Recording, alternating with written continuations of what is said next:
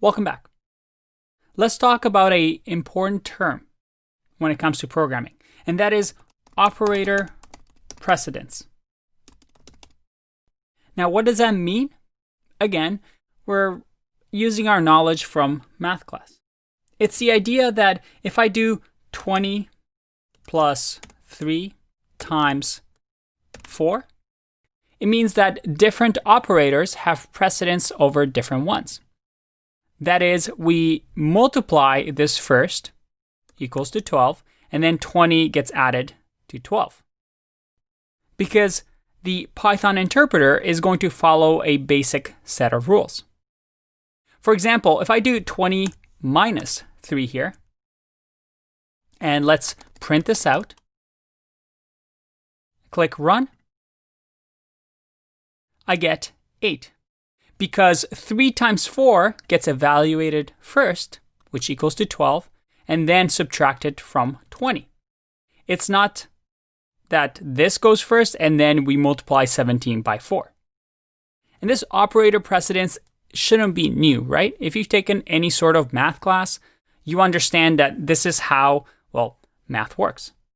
And this works the same in all programming languages. So the order is this. First, we follow the brackets. So whatever is wrapped in a bracket, we do first.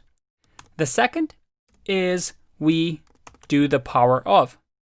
So whatever is done in the power of will be after parentheses. For example, if I do parentheses here, and then to the power of, let's say, 2, or let's do plus 2 to the power of 2, well, the first operation that will happen is 20 minus 3, because that's the first precedence. And then we do 2 to the power of 2, because that's the next precedence. And then only after we do that, we add these two together. If I click run, I get 21, which again makes sense. 17 plus 4.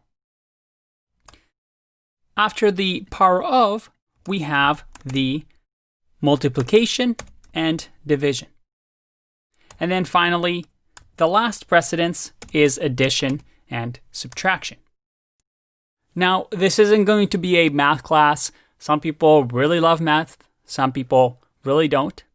But I want to just give you this basic understanding of operator precedence when you see it. We'll do some exercises here to get accustomed to it, but trust me, this is as mathy as we're going to get in this course. The math part of the course is, just here. It's going to get a lot more interesting as we learn about different data types. I'll see you in the next one.